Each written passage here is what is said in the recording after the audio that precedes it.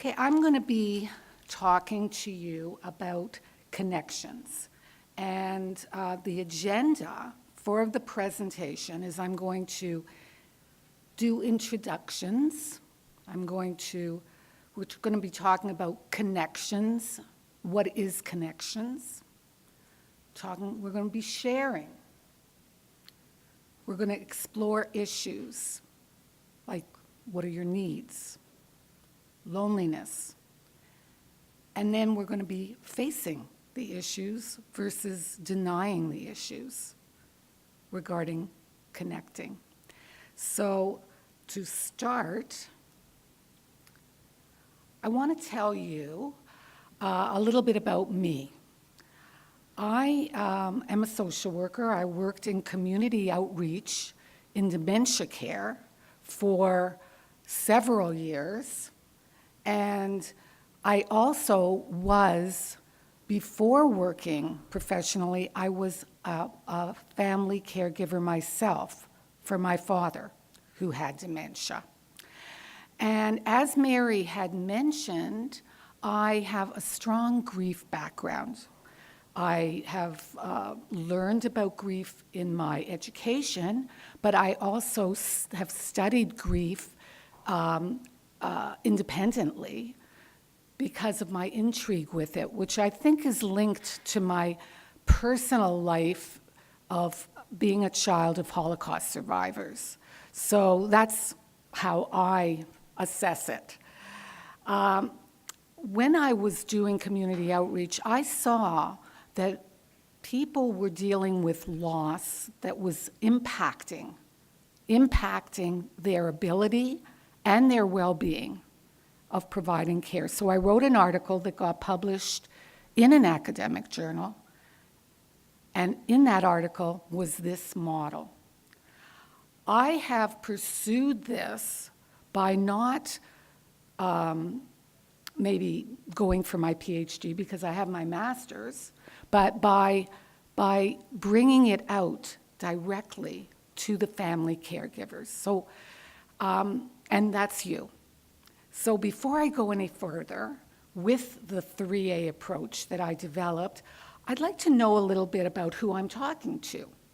So if you could raise your hands, because there's quite a few of you here to speak to you individually. I know I've spoken to a few of you individually, but how many are caregiving, are providing care for a spouse? For a parent? For a spouse and a parent? For another family member? Okay, how many are not providing care at all right now, but want to know about caregiving professionally or interested or helping another caregiver? How many are helping another caregiver? Because that's caregiving in itself, yeah. Okay, so we can see here that there are a number of family caregivers or individuals who are caregiving, and it's a very unique experience based on the illness, based on who you're caregiving for, based on the resources that you have. So it is very individual. So I take that very much into consideration when I work with family caregivers. But what I saw as a common element, really common, doesn't matter if it was MS, if it was dementia, if it's acquired brain injury, if it's stroke, family members are experiencing loss. They're losing the person, especially when it's a progressive illness. It's a slow situational loss, okay? And how do you address the loss? And that's what I did in developing the model, because there was nothing out there, really. Actually, it was really overlooked, even though the impact is great. So The 3A approach is what it's called. You can call it the 3A coping tool. It goes by many names now, but there's 3 elements to it. And as you can see, the 3 elements are acknowledge, assess, and assist.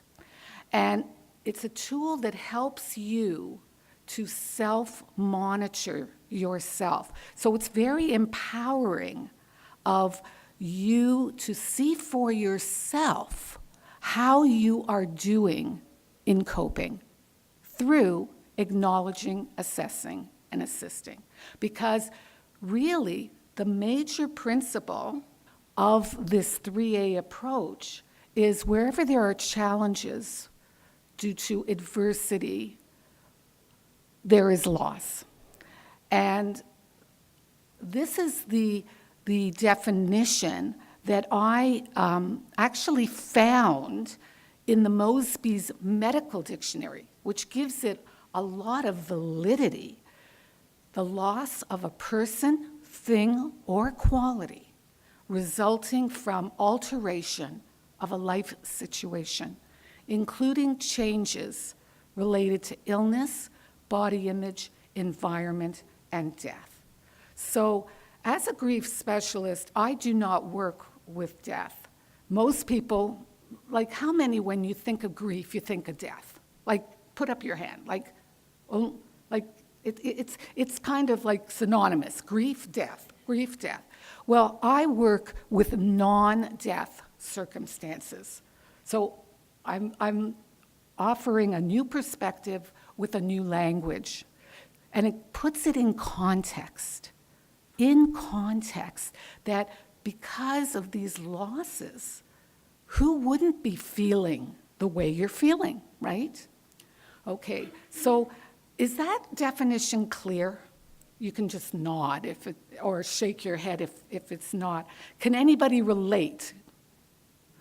Yes, I'm seeing nods. You can relate to this definition that when you're losing the person, you're losing also things and qualities. You might even be losing freedom. You lose time. You lose so many things, losing power, losing control. Those are qualities that impact but can get overlooked. And by addressing them, you can bring back the control. You can bring back the get freedom, get some freedom, or deal with the loss of freedom. And just talking about it, too, is relieving. So, now, getting back to connecting, we're going to be using acknowledge, assess, assist, because now you're each going to be on your own here, as you're listening to me, acknowledging, assessing, and assisting. How am I connecting? Am I connecting? And am I affected because I'm not connecting? Okay, so in the dictionary, the definition of connection is joining together, linking, uniting, to be associated with. Now I'd like some, shout out some answers to me. What helps us to connect? Doing things together. Pardon? Doing things together. Having an activity. So projects? Doing things together. Okay. So similar activities with other people. Yeah, projects or something. Activities, projects.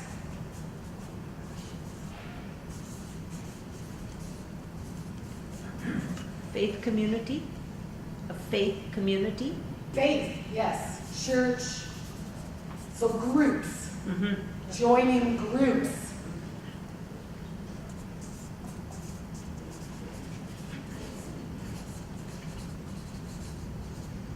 Anything else?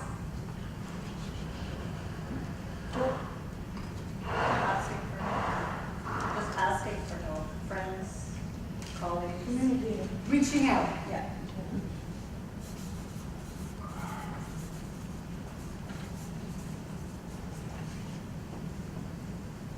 Calling a friend. So that's like reaching out. Right.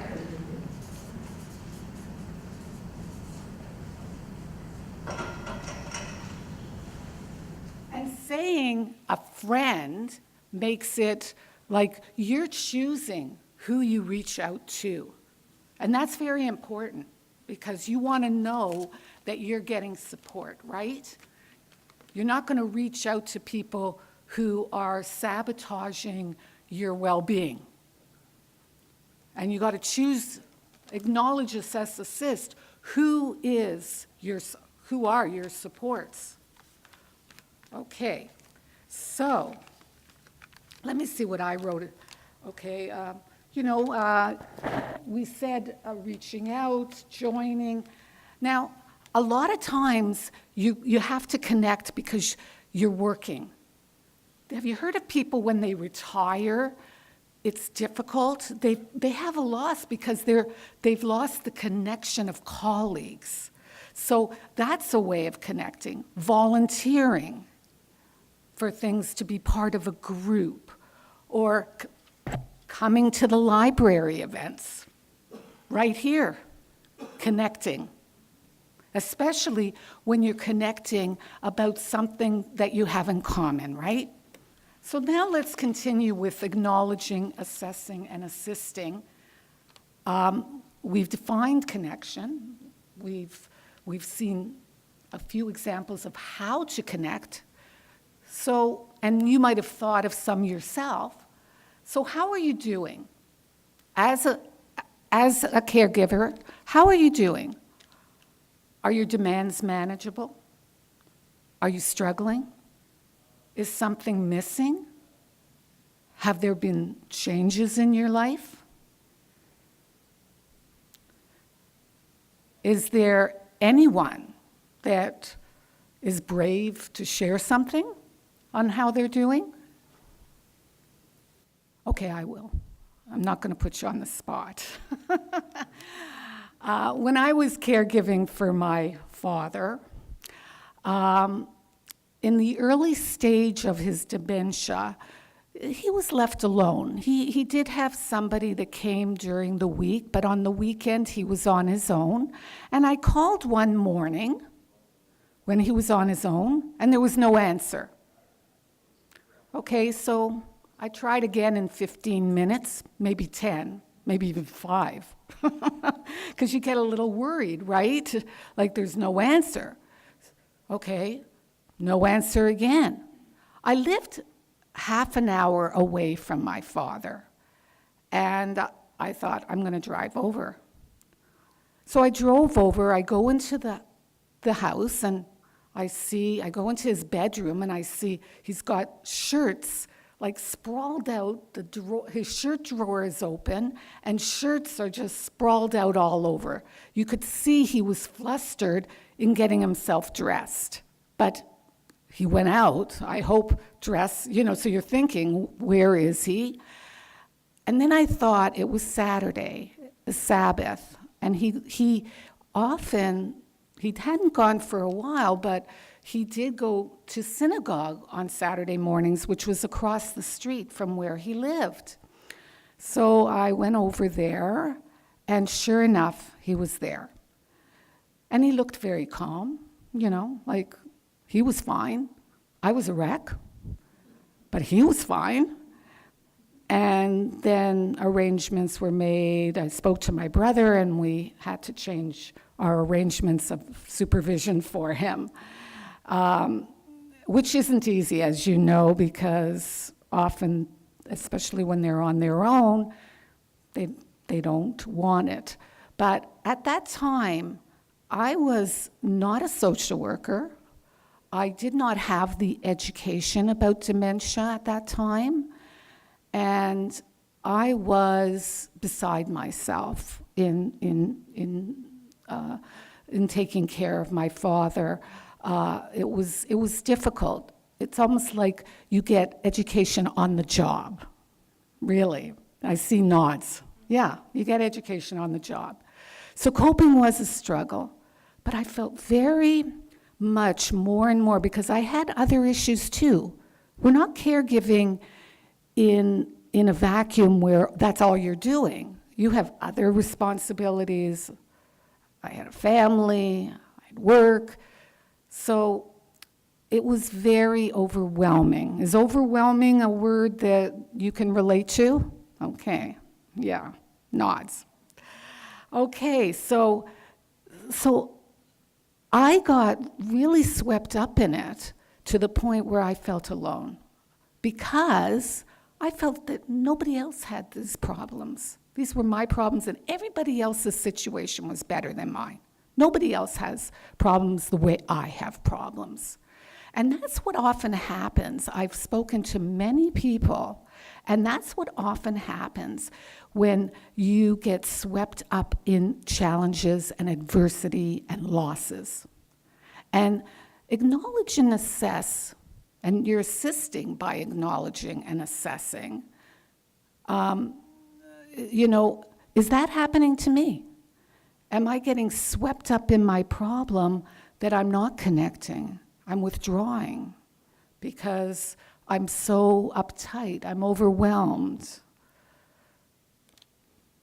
Talking about overwhelmed, this is an emotional whirlwind, okay? So acknowledge and assess this emotional whirlwind. Do you see yourself in here? Do you see emotions that you are experiencing?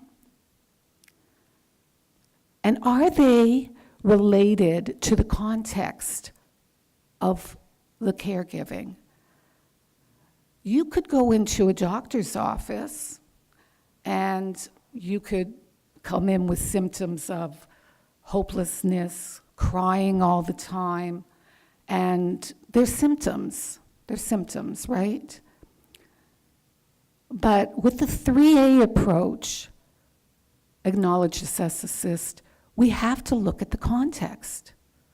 I often, when I was out in the community, I often said to the caregivers when they came across overwhelmed and angry or frustrated or whatever, I'd say, you know what? If I was going through what you're going through, I'd probably be reacting the same way. So this is another new language, reaction. It's reaction. And it's how you cope that's very important. It's hard to cope calmly when you're overwhelmed, frustrated, angry, all that kind of stuff. And when you're not connected, and you're withdrawing, it's hard.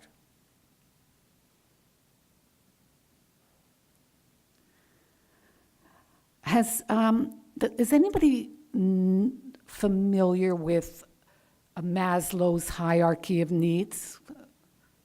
So but there's a number that aren't. And Maslow's hierarchy of needs is for fulfillment.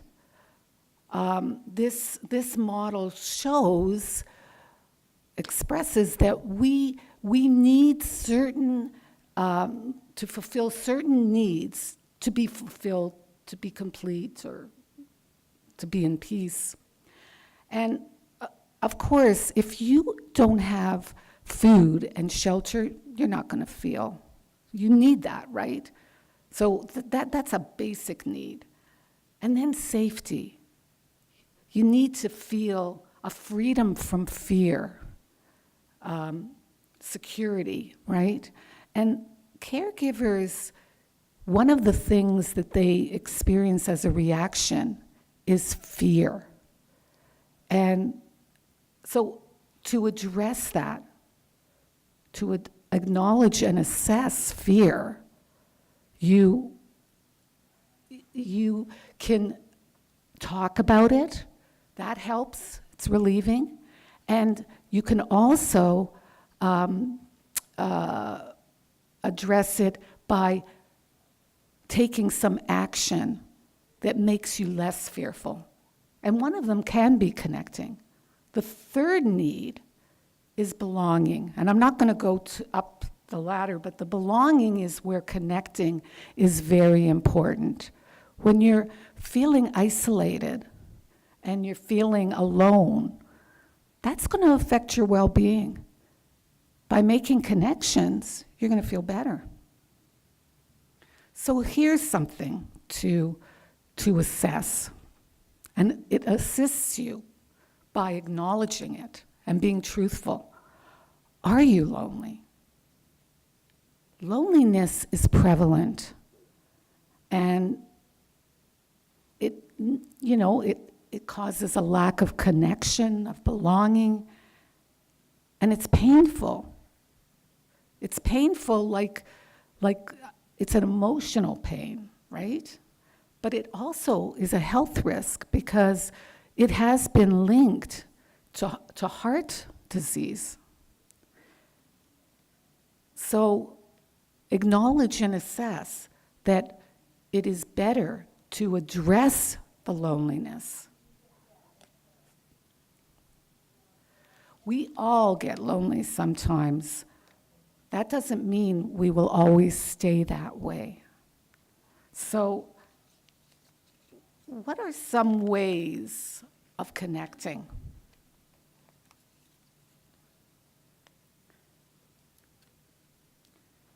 How can we get out of being lonely? You can just shout it out. All the things on here? All of the same? Joining, connecting. What about the person that has no family and very few friends, not very social, living alone, few visitors? I think prayer. Prayers can be a big connector. Prayer. I'm sorry, I can't hear you. It's my accent. I apologise. Prayer. B-R-A-Y-E-R. You know, prayer And faith. Historically has been what has connected people. It doesn't come easily nowadays. We live in a post-religious age, but it is an option. And for people... So what you're saying is faith. The prayer, faith... Well, faith, you can have faith, but you're talking about loneliness. Prayer is an active thing. You're actually talking to the Almighty or to whoever, and and you believe that someone's listening, and maybe you listen for answers. So it's a dialogue. Yes. It's a dialogue Yes. when there isn't an actual real person there. Yes. You have the That's like what you're saying is more in religion, so to speak, right? But it's not necessarily for religion, but and you can go to church regularly, but it's also people that believe in a higher being. That's or that there is a guide, or having that faith that there is someone or some, I don't know, an essence, and that can, by believing and having faith as well, is a means of connecting. In other words, if you don't lose hope, because that's a loss that can have a really huge impact. So connecting in that way. So they're joining a group, yes? How about the internet connection, Eleanor? You can go... Excellent. The computer is wonderful, especially for people who are not mobile and cannot get out. There's email, there's Skype, there's programming. Mary's Caregiving Matters has wonderful resources online. There's Facebook. How many are on Facebook here? Because quite a few people on Facebook. That's good. You got to be cautious of Facebook. Somebody said to me, it's not Facebook, it's fake book. Because you might be going on Facebook and thinking that, that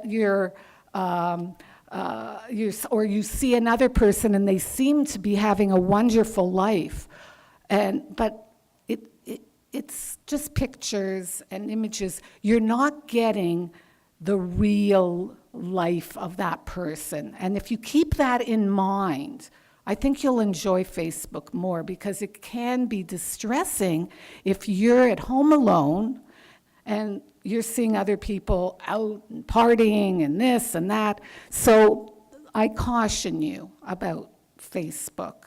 But yes, the internet is very good as a connection. Any other connections? Neighbor. Pardon? Neighbor. Wonderful connection.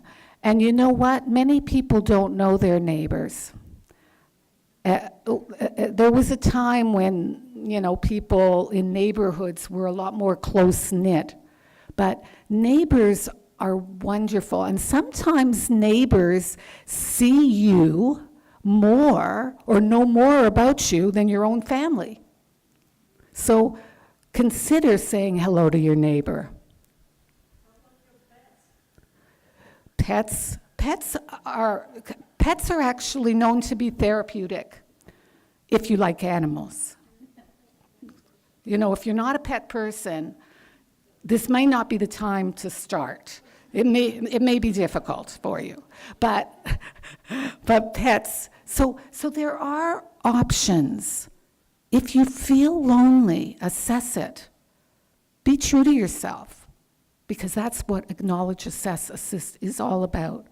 And it empowers you, because you're with yourself 24/7, right? People are lonely because they build walls instead of bridges. What do you think that means? I think that might mean that person's never been lonely. Do people build walls?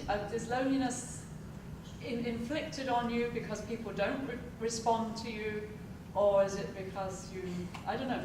I'll think about that one. Okay, so what you're saying is that people do not respond to you, and that's how walls are built? Is that what you mean? It just surprises me to see that quote. I've been a caregiver, and I was extremely lonely. And I thought I did everything, reaching out to neighbours who actually are very cold, explaining myself to family who dismissed me. I found belonging to... So you were reaching out, but you were not getting, from what you're describing, you were reaching out, but you were not getting a good response. And that's where the supports come in. When you're not getting a good response, go somewhere else. Seek out where you're going to really get a good response, right? Anybody else have a comment about people are lonely because they build walls? I can see the truth in that, because if you've been hurt by people rejecting you, then you begin to build a wall that says people don't understand me, and so therefore and partly it changes your attitude. I'm here by myself, nobody cares. It's perception, right? When you get a perception that nothing's going to help, and I can't really see a way out of this, no hope, and or they don't reach out. And often caregivers will, in my experience, will be resistant to help and not even recognize when help is being offered, or they don't know how to ask for help. And that's how the walls are. It's a skill, right? So acknowledge that. Am I building a wall? Am I isolating myself? Is there opportunity to connect and I'm not taking it? That's what that means, okay? Okay, how to combat loneliness? Reach out, join a group. Frequently reach out. Daily is optimum. Daily is optimum.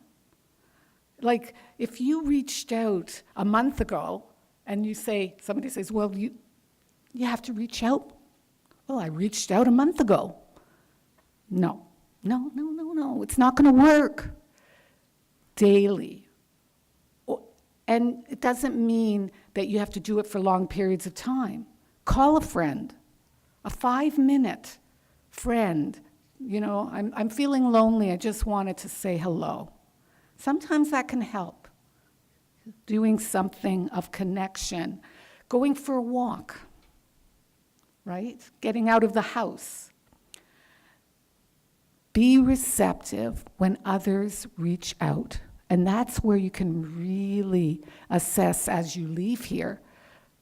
Are people actually, offering help and I'm not taking it? Say yes with a smile. And don't feel guilty. You deserve it. Self-monitor your self-care, which we're going to be doing in the next presentation, with compassion. Be kind to yourself.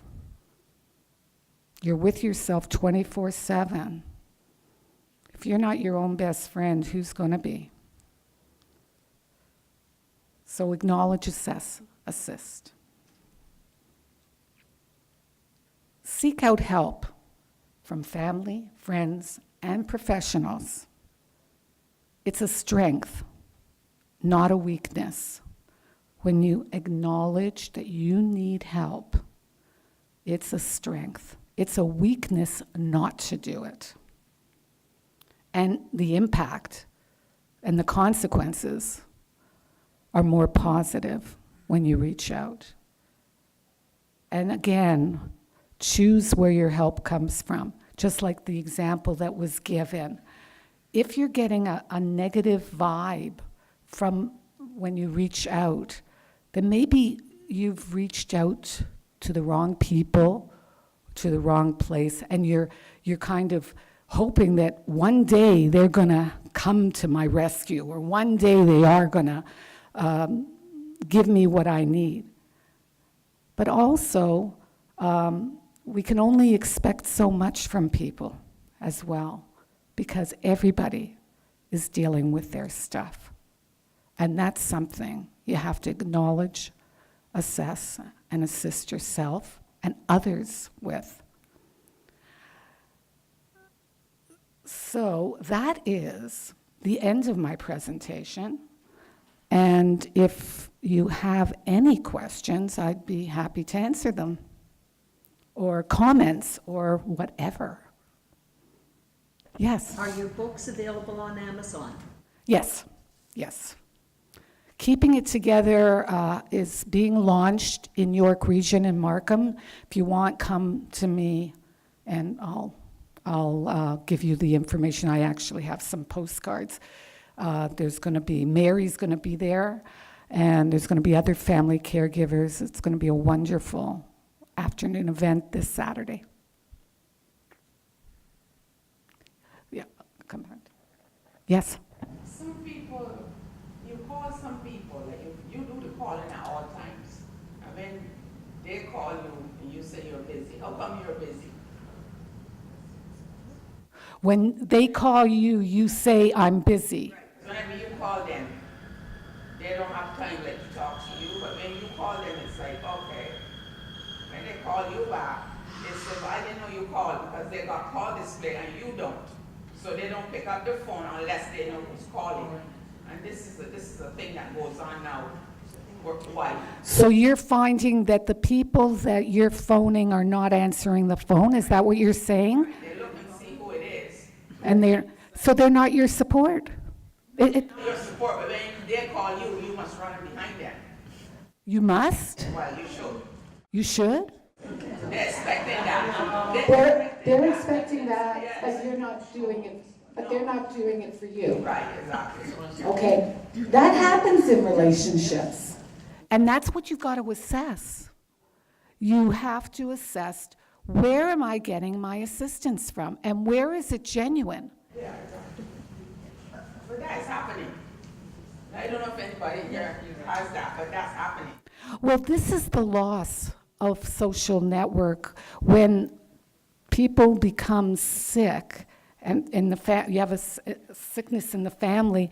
Some people, they may be afraid, remember the needs, they may be fearful that this is going to happen to them.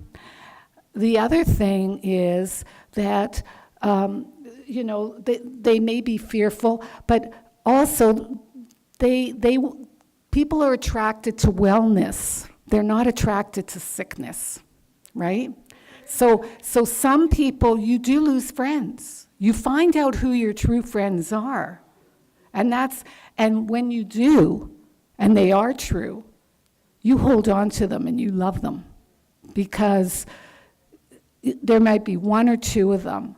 The expectation that other people are going to accomplish, that was a lot of what happened with me when I told you that I went into withdrawal and isolation. I felt that people didn't understand me.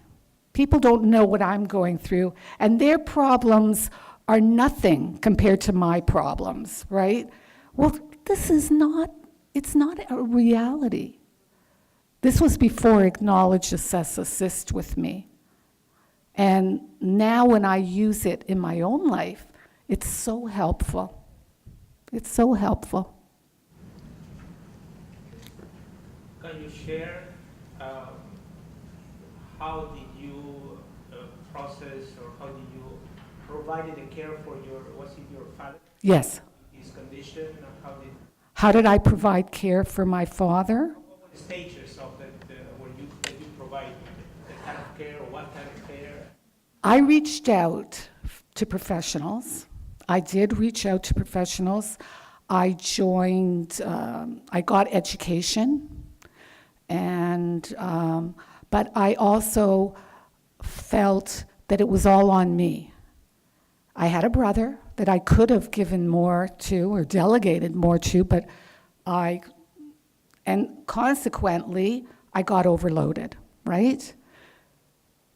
And so you have to even say, who can I delegate something to? When you ask for help, don't say, can you help me? Say, no, because that's so general. Be specific. Can you help take mom to doctor appointment on Wednesday? Can you help come over so I can go out? Could you do a shopping? When you're more specific, and I'll tell you that somebody disclosed to me that in their family, the siblings, sometimes siblings there needs to be communication. Because if, let's say, a parent is living with one of the siblings, the other siblings, if they don't hear from the one that's living with the mother or father, they think everything's okay. But the one that's living there is complaining to everybody else, but not communicating to the siblings. And so the important thing is for the siblings to take an interest and say, how are you doing? Is everything okay? But if the one that's living there feels that it's all on them, the way I did, they're not going to share. So it's really important to communicate your needs and connect in that way within your family or within your circle. Let people know how you're feeling. In that regard, an email is I found an email, moving on from when I was a caregiver to my children to now we're caregivers for parents, an email out to the siblings that covers off them living in different places, and it is, I think one becomes more businesslike. Yes. When it's in an email. Because it's a job, too. Yes, and you can still itemize, I'm really worn down by this, but I think it's probably a little bit better to start off with an email before you go into person-to-person phone calls, because you can get bogged down, and also email does everybody at once. That's right. It's expedient. Yes. So what you're saying is use that technology of email, and remember that caregiving is a job. And there's a lot of things to do. So if you can spread it out to other family members through email, through family meetings, through communication, that's connecting. And you're less lonely because you're sharing the caregiving role. Yes, what if they don't want to take responsibility, no matter how you ask, how nicely, how you communicate your needs? To a sibling, for instance? So what if you're not getting the help? I was saying, what if your siblings or whoever do not want to take responsibility? So I'll repeat that. What if your siblings do not want to take responsibility, which does happen? Often it falls on one, you know. You may be an only child with 3 siblings, right? And unfortunately, that's the loss of control, and it can also be a loss of the relationship with your siblings because it creates conflict. And again, if you're not getting the support, communication could be helpful, may be helpful in a way. You may want to get a family meeting with a mediator. There are elder care mediators that can be helpful in that regard. And sometimes there's nothing that's going to help. And you have to assess that and assist yourself by not trying to beat a dead horse. If things are not going to work out, they're not going to work out, and you have to go elsewhere. And sometimes it's like, it's not the way it should be, but that's the way it is. That expression, it is what it is. Are we going to go on further today to discuss how, okay, if you are the only one that the burden is on, how to, like, the boundaries, how to not get the care, like your parents or whoever, to push it all on you and you. Well, I am presenting again at the end of the day about tension relief, and definitely relationship with siblings and other family members does impact, right, on the tension. It can add to the tension.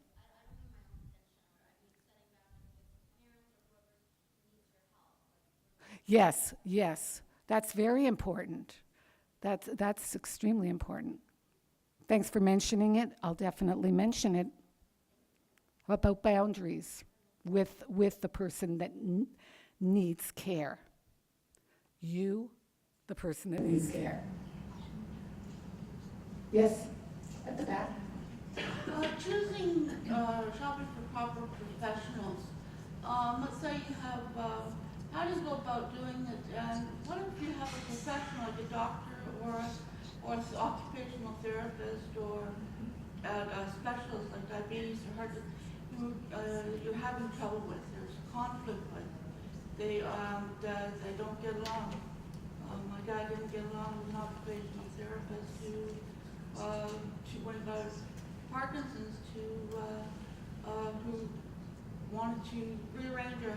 So you're asking, what if you're working with a professional or the person with the illness is not getting along? But today we're really talking about the caregiver. So what if the caregiver, you know, it's really the same answer. What if the family caregiver is dealing with a professional that you're not getting along with? Well, what would you think? Let's, anybody come up with an answer to that? Change. That's, you're in control. You have to keep that control. And if you're losing control or losing your calm because you're dealing with somebody that it's not good, then if possible, change. That's the other key thing. Sometimes change is not possible. And consequently, you have to change your attitude or your perspective on this, or communicate better, or it's all a matter of how you cope, right? It really comes down to how you cope. So I think I'm going to end it here and say thank you very much. I hope this talk has been helpful, and I hope you'll stick around. I'm back at 3 and to talk about balance, caregiver balance, and relieving tension.